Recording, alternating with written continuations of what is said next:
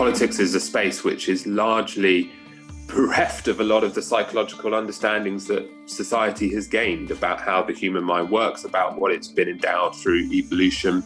And yet the people in politics are making some of the biggest decisions about our lives and the future of humanity. Compassion, centeredness, kindness. They are values that are not seen as being political and not having a space in politics. They are actively discouraged, are seen as wishy-washy, a bit nice to have, and that is causing immense damage, I believe, to our politics. I think most people would watch a session of PMQs and think, I'm never getting involved in politics. That is terrible.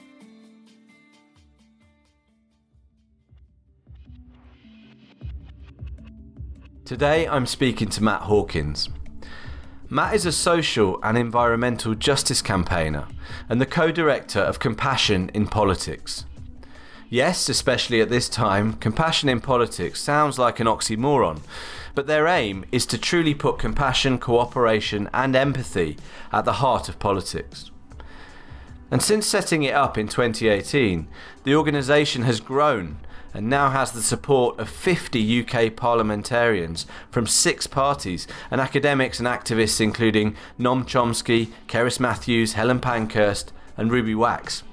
The Guardian described them as the movement to be hopeful about. They're currently lobbying for acts that would make all new laws in the UK subject to a compassion threshold and a COVID Legacy Act, an act that ensured that everyone's basic needs are met during and post-pandemic, a measure it's been polled that over 3/4 of us would support, and why wouldn't we? Now, this conversation is first and foremost about what we can do to create positive change in these times, how it starts with us as an individual, but also how the counterculture, the idea that purpose, passion, love and compassion, rather than career, luxury and status, are solid life attainment goals and are at the heart of what actually makes us thrive, what makes us unified and what makes us different as humans compared to other species. I love the fact that organisations like this exist, as it shines a light on the great parts of our human nature. I also appreciate just how challenging they are to run, and I know for a fact that Matt has to work other jobs just to keep things going. So I would encourage you to support him and the work of Compassion in Politics in any way that you can. I hope this conversation inspires you to just take a moment, empowers you to follow your own instinct of what a life well lived really looks like. And above all, I hope it reminds you of the personal power you have. What to you, Matt, is purpose? To me, I think there's two things. There's purpose for me practically on a day-to-day basis. That's why do I get out of bed? Why do I bother doing work at all, apart from much beyond paying the bills and having a place to live?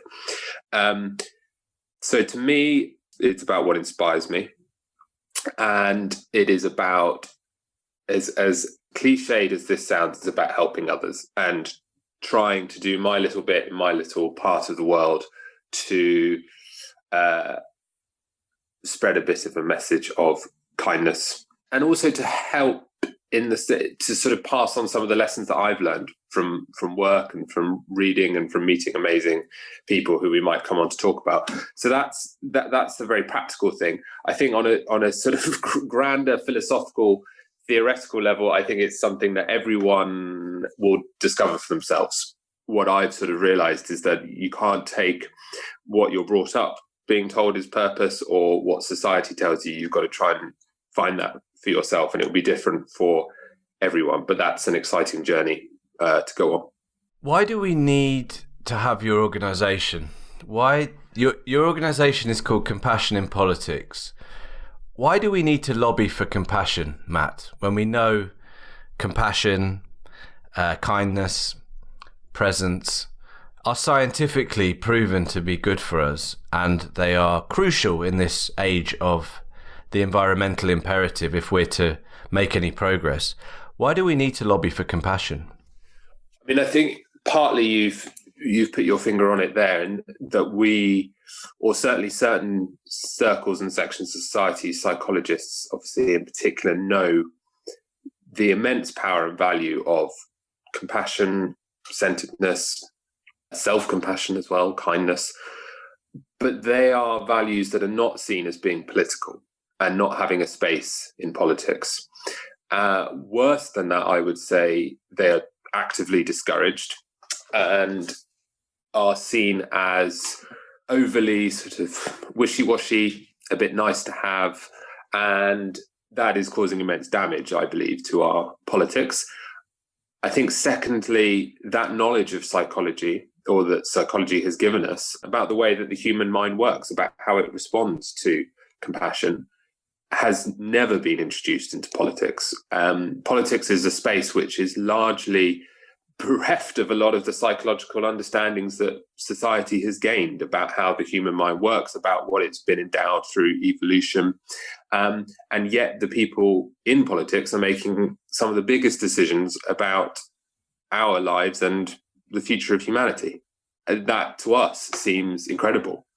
And I think, thirdly, because there is a very dangerous cultural sort of zeitgeist that we live in, which says that humans are inherently greedy, selfish, the opposite of compassionate.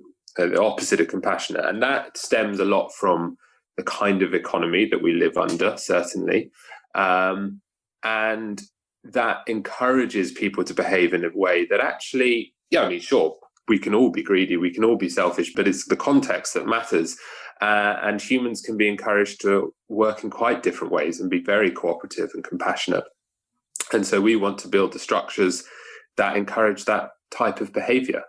Our political system, our society is built very much on this competitive dog-eat-dog world, which, sure, human nature can be sprung to operate in that way, but it can also operate in many other different ways. And we want to try and bring some alternative ideas to the table. There's so much to get into there, Matt. I think I want to start with how we got here, because you talked just then about evolution. You talked about the systems that kind of uphold that competitiveness, that kind of ego.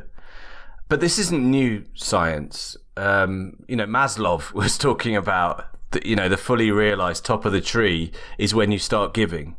That's when you get the most as a human being. That's when you receive the most. That's the most selfish act you can do. He was talking about that 100 years ago. What's got us to this place, as you described, where we have systems that uphold things that aren't necessarily in our best long-term interest? I think psychology has played a part in that too. I think turn of the 20th century, when marketeers and advertising agencies and businesses realized that you could appeal to people's desire for something bigger than themselves, for image, status, purpose even. They realized you could turn that towards things that perhaps actually aren't so fulfilling, basically materialist values. Not only that, but obviously there's, with that comes profit and brings status and power to other groups. So I think there's always been an interest since the turn of the 20th century, particularly, taking readings from Freud and people like that, and how you can tap into that human desire for power, status, identity amongst the group. And then obviously what has happened is that it's been turbocharged since the sort of 1970s. It was essentially put on the back burner in a way by the Second World War, because after the Second World War and everything that we had experienced, the idea that you could go to a very individualistic society just didn't wash, certainly not in Britain. And we had for about 20 years what is obviously known now as the post-war consensus, which was that parties should work together. You put the interests of the public first, you invest in services, and you rebuild communities. Time went on and those memories started to be forgotten. And then you get the rise of the neoliberal ideology, which is a reincarnation of what was started at the start of the 20th century. We're left with the legacy today. And it's quite dodgy economics, the idea of trickle down and private sector being in the best interests of all. And I'm not here to sort of espouse some sort of socialist utopia. I'm just saying that there are obvious problems with the economic dogma that was espoused. But it also is the way that it has seeped into our perceptions of human beings and who we are, and who the other is, and who your neighbor is. And, the whole sort of who's the curtain twitchers in the morning while you're going out to work, and all of that is part of that economic ideal. But it's just so divorced from real scientific understandings of human nature, or at least of who we can be. It's playing on one particular aspect, which is the sort of fearful, aggressive side of human nature. But there's obviously so much more that we could be empowering. The selfish clod, as George Bernard Shaw described, which we all definitely have within us, but we have so much more, as you say. I don't want to spend the whole interview, because obviously when we speak at this level, when we talk about kind of macro effects, and I think when I speak to people in the political arena, it's very easy for us to just spend 45 minutes talking about the problems. And what I'm going to make sure we do is get to the solutions, because what I really like about you, Matt, and the way you think, is you're trying to give people simple, practical ways to make a difference. And I really want to get to that, because it's really, really, really exciting and really needed. Just coming back to the systems that you described, I often think it's interesting, isn't it? This idea of voting every 4 years, and we're very proud of that. Across the world, democracies, they're very proud of, the vote, and so we should be. The idea is great, giving everybody a chance to have a say in how their country is run. The problem is, I think, and something that I've certainly noticed, is that we get the same thing every cycle. It's vote for change. It's always about change. And I was working in New York in 2008, and I was one of those people that were dancing in the street in East Village in New York when he won, because there was a mixed race man leading a country with a history of, to say problematic towards race would be a gross understatement. And it really felt like this is actually some change. This country has voted in a person of mixed race heritage. But you look forward, 8 years and Trump gets voted in, and you look to where we are now, and they're more divided than ever. And it's easy, I think, to become quite disconcerted, unengaged with this, because the idea that you need to vote for change every 4 years and that's attractive to people suggests that system isn't working. It's a monotonous loop. If anything, it's actually, I'm finding it more and more boring, because it's always change and it's always a shiny new politician, and people get very excited. And I was one of those really excited people, as I say, in New York. What do we need to do with the political system? Because it's not just me that's getting disengaged from it. What is it that we need to do to be able to create something that means that in 4 years' time, you and I can talk about an election cycle that's just about building on the great stuff that's happened, and people are a bit more content and there's less blame flying around?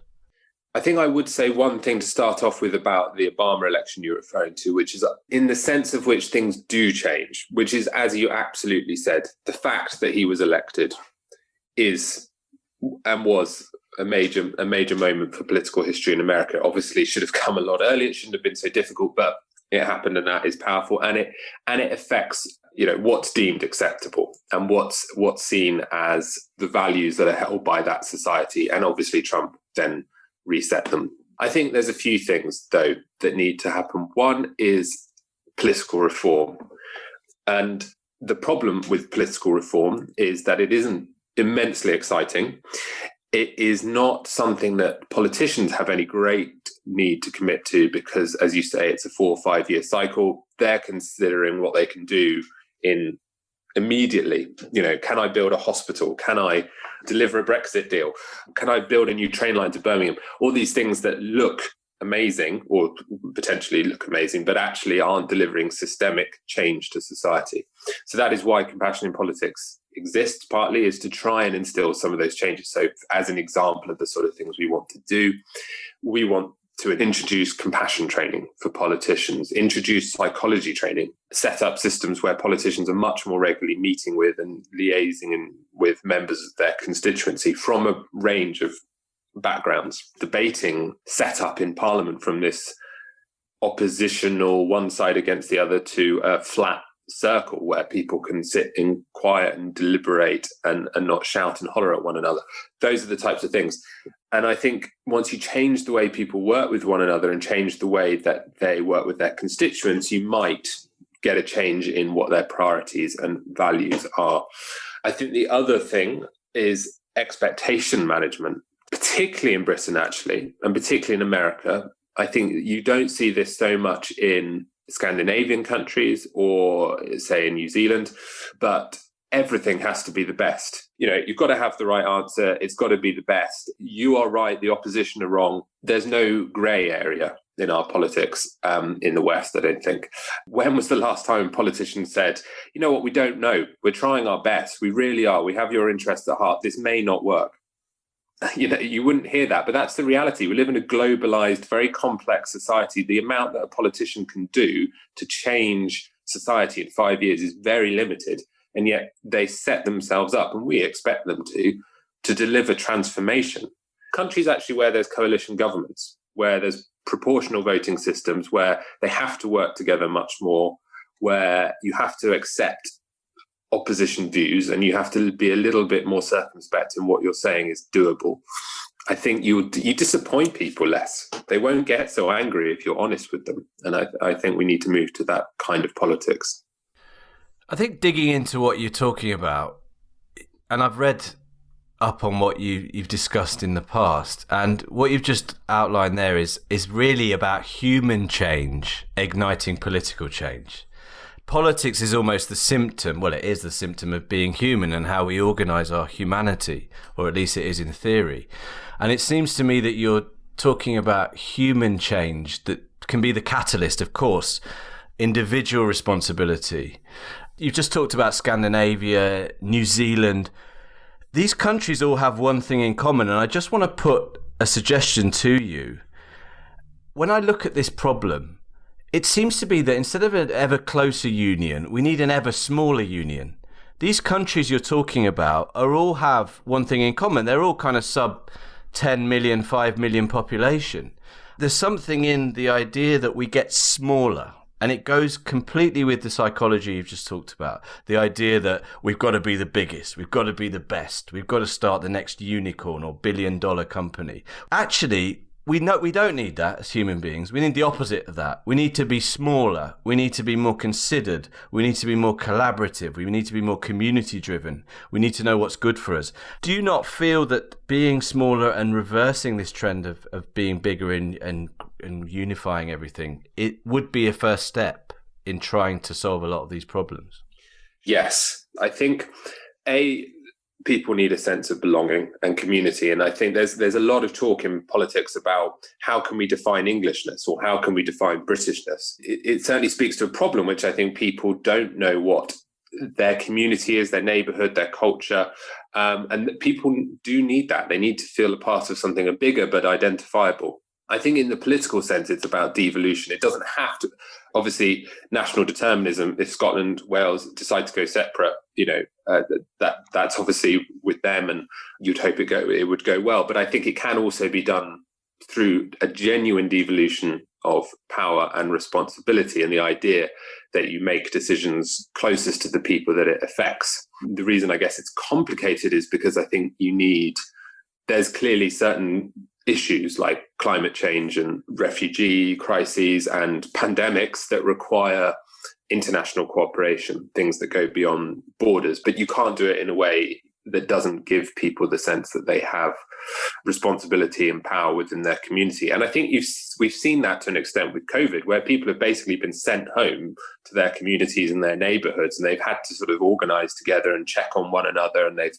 come out on Thursdays to clap. You've seen that sort of resurrection of a real idea of, actually, we are all part of society and we are all just humans, and we're all struggling to get through this life and understand our fragility and all those sorts of things. I think that has been a real eye-opening experience for people, which I hope would carry on.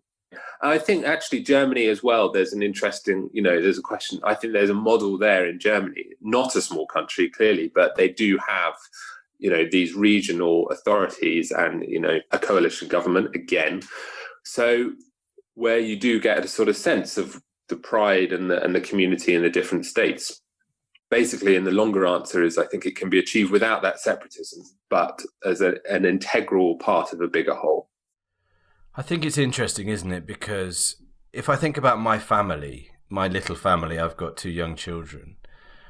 I'm a family in a village, in a county, in a country.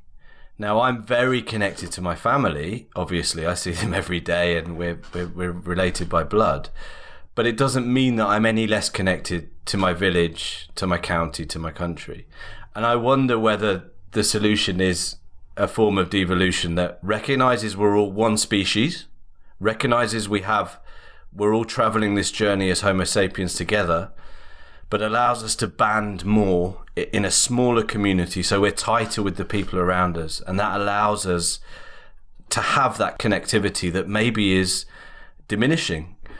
Maybe the solution is to kind of band smaller, but yes, be part of something bigger in that we are all one species. I read that you quoted Albert Camus, which is, in my book, anyone who quotes Camus is fine by me. An outsider, someone that I personally really relate to. But he talks a lot about not hoping for a grand revolution. Because revolutions, if we think about the agricultural revolution, the industrial revolution, the American Revolution, the French Revolution, they're not the solution. The communist revolution in the late 19th, early 20th century, these things don't tend to work well. The worst parts of human nature can often spoil great intentions. And it's much more about something we were touching on earlier, rather than looking for that politician to be the solution and getting super excited when he gets voted in and, having big parties and then seeing that in 5 years' time, nothing's really changed. It's about individual responsibility. How do I make a difference? What can I do in my little space that's aligned to my values, that allows me to express my desire for good and to do good? And it appears to me that you've done that with Compassion in Politics. Is that a fair assessment of what you've done? And do you agree that it has to start individually to make any real change? We have to change. Our sort of fundamental belief is that you can get single issue policy changes and you have to. There's changes that have to happen within the system. But your chances of it being sustained are always under threat unless you do that work on the individual, which means getting them to a point where they are committed to values which are about others, about the future, about helping others, rather than the selfish, greedy idea that we were talking about at the start. And then trying to work out, okay, well, we've got a model of the types of sort of personalities or individuals and values that we want. How do we then build an environment around them which also facilitates and encourages that, so that the next generation, the next cohort of politicians are already starting to think in those kind of ways? How do we create models for politicians that encourage people who feel like that they are that person to get involved? Right now, I think most people would watch a session of PMQs and think, nah, I'm never getting involved in politics. That was terrible. Quoting Camus was so inspired reading The Rebel, because it really chimed with me, that belief that everyone can undertake individual acts of rebellion every day against the dogmas of society, against power structures, against the ways that they are told to behave, and do so in a way that accumulates into a wider societal change without you planning it, without you expecting it. And I do believe that is possible. One of our first sort of strategic goals was just to get the idea of compassion talked about as a legitimate political driver. And in that sense, you can start to feed into people's perceptions of politics and ideas that they take with them to the debating chamber or when they're thinking about a political issue. So that was sort of very much informed that sort of first strategic goal, which is obviously now sort of spread out into other practical changes, if you like. It's interesting using the word rebellion, isn't it? Because I think there's a line to be drawn about effective individual change, which has to be about not getting drawn into the exact things that you've talked about. We can get drawn into confrontation, blame, shouting. Individual rebellion can equally mean setting up an organization to promote compassion in politics, can equally mean starting to take time in your day to get to know your true values and who you truly are, rather than the put upon ideas of accepted norms that you've talked about at the start of this interview. They can equally be individual acts of rebellion, because what you're doing is you're taking what you believe in, you're finding that thing, whether it's through meditation, whether it's through walking, whatever it is that allows you to really, someone described it to me as recover. They took time off and recovered from their career before they knew what their values were. You've taken that time and then you're following those values. That is a valid, for me, take on individual rebellion, more than something that protests or shouts or loots or anything like that. That's not going to achieve the outcomes I think that we want. But while we're moving towards solutions, I want to spend some time on what we can do, what those individual acts of rebellion can do, initiatives that you can get involved in. Can you talk to us about what you're currently working on and what people listening can get involved in if they want to? Yeah, absolutely. So be engaged. It comes in so many different forms. And I've had to go on a bit of a journey myself, because I thought if I wasn't every day out on the streets campaigning for change and locking myself to various objects, I wasn't a real campaigner. And I think I've had to get to a place where I accept that I have different ways of operating and the different skills that I can hopefully bring. And it doesn't mean, I would hope, that I'm any less of someone committed to trying to do the right thing, or the thing that I see as, the right thing. So we have a lot of internal work at the moment, as I say, trying to bring compassion training in for MPs, trying to introduce a new code of conduct for MPs that's been led by MPs, not just, enforced upon them, bringing in agencies like the CIPD to try and help MPs work on how they manage staff, how they liaise with one another, what rights they have as MPs. I mean, this parliamentary sovereignty has created this situation where parliaments are, able to make up rules. It's quite incredible. But isn't it amazing? Just to go back to the first question I asked you, isn't it amazing that you have to do this? Oh yes. Isn't that? Don't you just go, what? But it's utterly amazing, but also so British in a way. It's all based on tradition. We've got this palace of Westminster that is the beacon for society, or we're meant to be. And so they can make up how they work and what the rules are for HR and all of that. And I mean, no wonder we're landed with not always the most desirable politics. But then we also have public facing campaigns. So the way we work on that front is we identify issues which are very obviously about a lack of compassion. And we're not blaming anyone for that. We're just saying compassion is not at the forefront of the decisions being made here, and then try and affect change. So we did that at the start of the first lockdown with domestic abuse survivors, trying to get accommodation for them in hotels, because otherwise they would just be locked in with an abuser. London did adopt that, but we're now trying to spread it to the rest of the regions for the period whilst the various lockdowns will be in place. We are campaigning. I'm just going to give you a round of applause. Good for you. Good for you, Matt. Amazing. Absolutely amazing. And congratulations, I should say, on that one. Southall Black Sisters that we work with are just an incredible organisation, and they have taken on the support role for the abuse survivors who've then gone into accommodation in London, and Solace Women's Aid together. They've been incredible. We're trying to now get the socioeconomic duty implemented, and we do that work with organisations called the Equality Trust and Just Fair. Basically, it means that all public bodies then have to work to try and reduce inequality. It's on the statute books from the Equality Act of 2010, but has never been implemented. So we're trying to make that happen, and that is aimed at building up to an ultimate goal of our organisation, which is to try and bring into place socioeconomic rights in the UK, which currently don't exist. They do in other countries. There's a UN declaration from the 1970s saying all countries should have this. We still do not. The worst excesses, at least of austerity, should have been prevented had such a right been in place.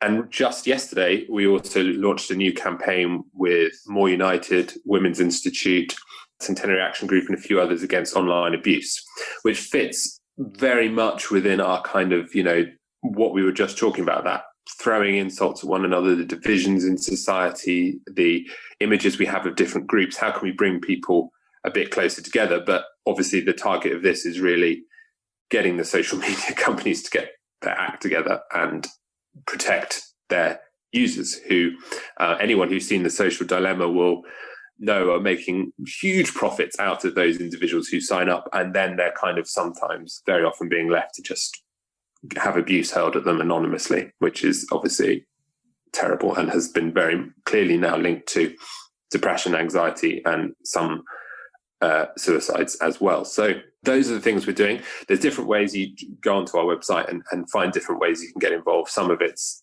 at the moment is just sort of things like signing a petition or sharing information. But I think in general, anyone who's listening, I think you're absolutely right, is about taking that time to identify your values, and in particular having, thinking about what leaves you feeling more whole, peaceful, at one with yourself.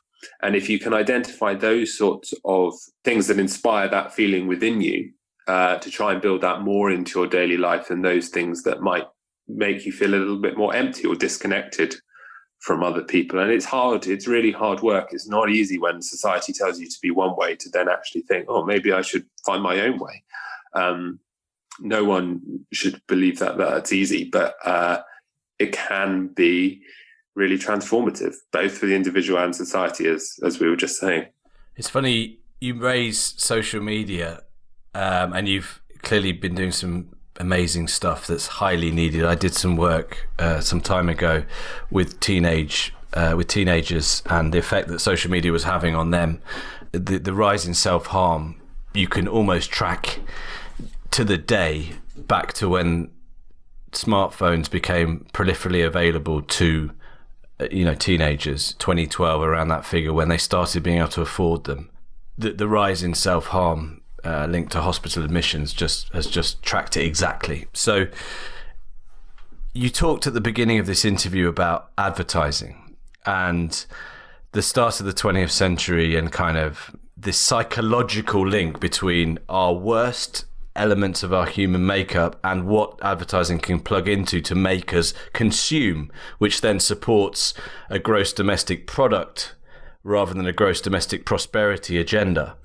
And it's funny, isn't it, with social media, we're right up to date with that. That's not gone away, because when Facebook were looking, how do we monetize this thing? We've got all these people, we can talk about these communities that we're building and this great thing online that's bringing people together, and these stories about people who haven't seen each other for ages and they've come back together in uniting families, and people can share things and lift each other up. When they look to monetize that, where do they go? They don't go to any of that good stuff. They go to, let's sell things to support the gross domestic product rather than prosperity agenda. So there's no surprise there, is there, that we haven't really moved on in 100 years.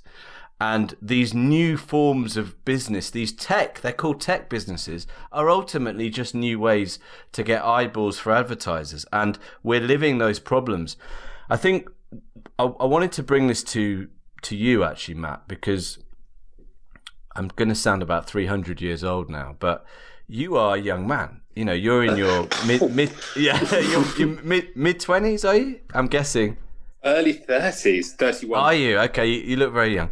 You're a millennial.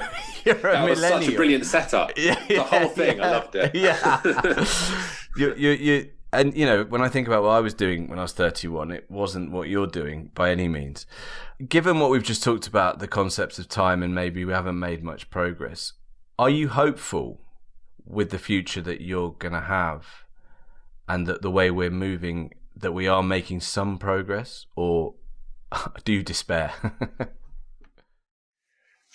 It's really interesting you've asked that question, because it's not something I think about and perhaps don't think about enough. I think I must naturally be, I mean, if I also think about myself, I don't necessarily think I'm an optimist, which is very strange for what I do. So I think I must be in certain respects. I think I'm optimistic about human nature. I think what I am optimistic about is the potential for things to be better. I don't believe it has to be this way. And I guess, therefore, I feel like I've got to try. Whether I think that it will, I really don't know. I think there have been moments in our history where we have found our better nature and done the right thing, whether it's setting up the NHS, the kinder transport, things like that we often actually refer back to as a campaign. And I think you do look round, whether it's my bubble of sort of who I'm friends with on social media and other parts of society, but I see so many people now doing that kind of work about what are my values and trying to find new ways of living and to be more helpful than harmful and things like that, which does also give me hope that I think there's a generation of people, slightly above and below my age range who are really doing that work and coming through. So I'm cautiously optimistic, as they like to say, but I must be to be doing this, I guess. I like that point. I was speaking to James Thornton from Client Earth recently. He was saying to me that climate damage is not a geo issue. It's a human mental health issue, because if we can really grasp the idea that we can actually make this change, and all we have to do is step off the conveyor belt long enough to tap into that innate good. Practically speaking now, and we've spoken about what you're up to in terms of solutions, and it's very inspiring, and I am really thankful to you, Matt, for what you're doing. People can sign petitions. I noticed at the moment on your website, which is compassioninpolitics.com, there's a COVID Legacy Act, which is great, about building back better, which people can go on and sign, and it's about making sure that everyone's basic needs are met, which should go without saying, obviously. There's also another one that I saw, which was about a compassion threshold for our laws, which I found absolutely fascinating. Could you talk a bit on that and let us know how we can get involved if people are interested, as I am? It comes back to actually that, what I very briefly touched on, those UN human rights laws. It's essentially a formulation of that. The idea being that we could establish in law that no future act of parliament should push people into or close to destitution and should not benefit current generations at the expense of future ones. So that's the idea of a compassion threshold that every new piece of legislation should have to pass. In terms of what people can do who are listening, if they do like that idea, I think the main thing at the moment is contacting your MP. And if you feel able to and comfortable doing that, to let them know that our organisation exists, that this is one of our key priorities, and that it's if they're thinking about what can they do to make society better for now and in the future, that's what we need them to be working on. Because once we have parliamentarians involved, we can then work with them closely on all of everything that we've talked about. Obviously, for people who are sort of just interested in what they can do more generally, that doesn't have to involve compassion in politics if they don't want to. I think one of the people that inspires me, and I would strongly recommend people to check out his work, is Professor Paul Gilbert. He's pioneered compassion-focused therapy, and it's obviously therapy. Sometimes people go, "Whoa, I don't need that."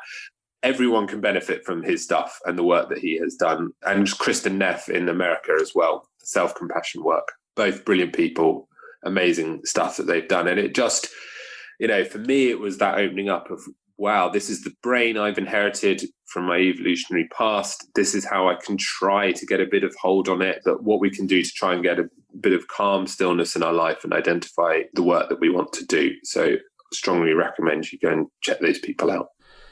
I heard about something at the UN the other day, which is called the Conscious Sustainability Initiative, which is an initiative where they're working with a Buddhist monk to bring meditation front and center of meetings between politicians, business leaders, the types of people that are engaged with the UN, in order so that we can come into a space where we focus and we give our full attention, the gift of attention, which is so difficult in this era of digital. But also we can tap back into those values, because You talked about evolution and the human brain, and we've got obviously this huge part of it, which is the lizard brain. You know, it's the bit that needs to stay alive, and it's the bit that's short term in its views, and it's the bit that when you're rushing around from meeting to meeting, that's where you are. I've been there. I'm not pointing the finger. It's very hard to then tap into those deeper values to look for a longer term success. So actually, I would love it if you put in your act this idea of centering, you know, of coming together in the way that I think they're trying to do in the UN. That would be, I think, huge, because you're bypassing the amygdala and getting to that deeper part. I think that's so true. And actually, and again, another thing that might, you know, give a bit of inspiration and hope for people is that there's a different organization to us, the Mindfulness Initiative, who have now trained, I believe, something like 200, 250 parliamentarians in mindfulness who've gone through an 8-week course. And sometimes I think partly because we maybe see these things as slightly confusing and a bit mystical, they haven't been given the sort of mainstream attention that they deserve, and partly because also people struggle to see, okay, well, you've got all this work on psychology, but how on earth is that relevant to decisions being made about budget cuts? But I think we are getting to a place now where people are really starting to acknowledge that it's central. You know, you're making these massive decisions about humanity. You've got to be in a good place when you do that, not biting at each other's heels, stressed out, thinking about your image and your status. There's so many bigger and more important things for you to be worrying about at that moment, or thinking about at that moment, or you will be worrying because you're a human. But the work that they've done, and is something that has sort of inspired our compassion training that we're trying to get set up, again, is another one of those little changes that could be transformative. You're making those decisions using your brain, so maybe do some work with your brain. I mean, it's not. You don't have to be a neuroscientist to grasp that concept. I want to round off by talking. I very clunkily guessed your age earlier, and you know, you are in the millennial category. You are doing stuff that recognizes that things have got to change, and lots of young people do that in different ways. You know, I think young people are vocal like never before. Maybe one of the good things about social media, definitely one of the good things, is that when I was going to school, if I wanted to look something up, I had to go to a library, get a book. I wasn't going to do it. You know, if I wanted to see what happened in a factory farm or in an abattoir, there was no way of me getting to that information. I couldn't make informed decisions about my life in the way that young people can now. And I think that's having a fantastic effect. And this effect of, yes, awakening to what the systems are that don't serve us. Some of that can tip into blame. There can be a kind of thing saying, you know, you, whatever generation, baby boomers, you had it easy, things were easier for you, you've polluted, you know, you're the cause of this, we're the new breed and we're going to put it right, and you were completely wrong. And funnily enough, I was talking to a surgeon yesterday who's kind of, I would guess, baby boomer generation. And I got the sense that he felt reasonably under the cosh about all this kind of stuff happening. And it's easy. I've been drawn into it myself. I've thought, you know, because I'm in between those two generations, I've thought, you know, oh, you know, the 80s were so excessive and look what you've created, and the way we eat is terrible, the way we produce, the way we manufacture. What's your view on that? What's the balance here? We talked about blame not serving us at the beginning. How do you see that as someone in the millennial category? I think, what compassion as an approach in psychology teaches you, blame is essentially useless, and you can't blame people for the fact that they've got a brain which works in the way that it does, or that they've been brought up in an environment which makes them feel the way that it does. So blame, first and foremost, should be off the table. But you then do have to start having some difficult conversations about, well, the way that you think, the way that you act does have these effects. You can do some work to change that. How you make that link between no blame and you start to have those difficult conversations is, I think, a very tricky one. And there's lots of reasons why people might start to engage. They might have a sort of epiphany moment reading the news. They might be getting older and they might be thinking, oh my God, what planet am I passing on to other generations? It might be young people engaging them. the thing that we know is that blaming people and putting them on the defensive won't change their views. Unfortunately, it does require a lot of work. You do have to engage people on a compassionate level, find out where your common ground is, and build from there. Having said all of that, it's important that the people with the least privilege aren't having to always do all of the work. So I think it's important as well that information is put out and promoted to people of all generations about what they can do, and that an appeal is made to everyone as a whole to try and understand the problems that we're facing, particularly, as you were sort of saying, with climate change and the inequalities of the economic system as well. And people start to recognize essentially their privilege or lack of privilege and try and work from there. It is incredibly difficult. And I think what it goes back to actually as well is that none of this, we're not prepared for any of this activity. When you're at school, you're very much taught the facts. You're not taught how your brain works. You're not taught really to engage with other people. I don't even think in society, certainly I wasn't, or how to receive feedback and criticism and how to have difficult conversations. All of that stuff is missing in school, and it is so essential. Unfortunately, we're not running any particular campaign at the moment to get that introduced, but it should be. You should have compassion training. You should have basic sort of tenets of psychology to prepare you for that. So I think you've got to start at that systemic level as well in schools and colleges and universities, and helping people to navigate those very difficult topics. Compassion means understanding someone else's perspective as well. And I think life was really hard. Is the other side of the coin.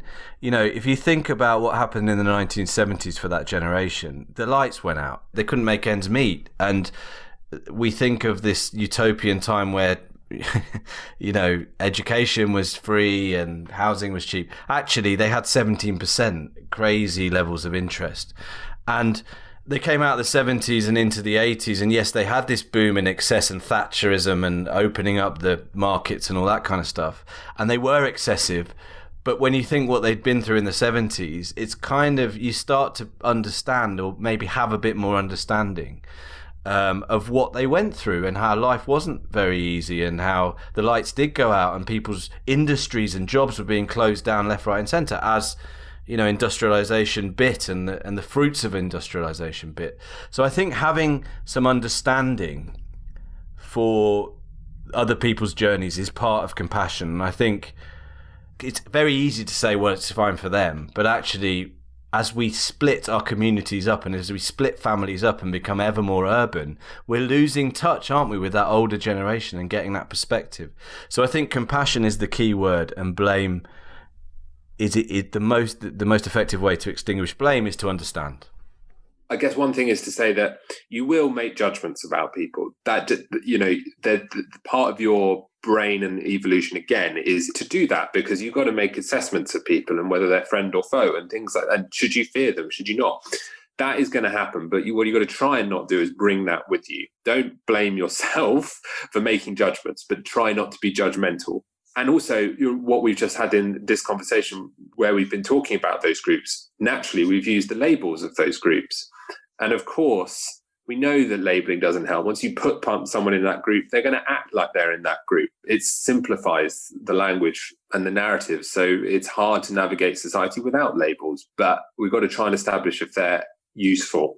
Once you tell someone they're a boomer, they're going to, you know, that's the group that you've put them in. And they may never have identified that way before, but you're sort of doing some of your own damage. So we've got to be really careful about that too, which extends to our work in political parties, because we try to avoid the labels of, you know, Labour, Conservative, but our aim is to try and show them that they can work together much more effectively rather than having to have a go at each other just because they've chosen one particular party over another. We are above everything else humans, and that's the level that I would love to engage. Matt Hawkins, it's been an absolute pleasure. Thank you for joining me today. Thank you. Absolute pleasure.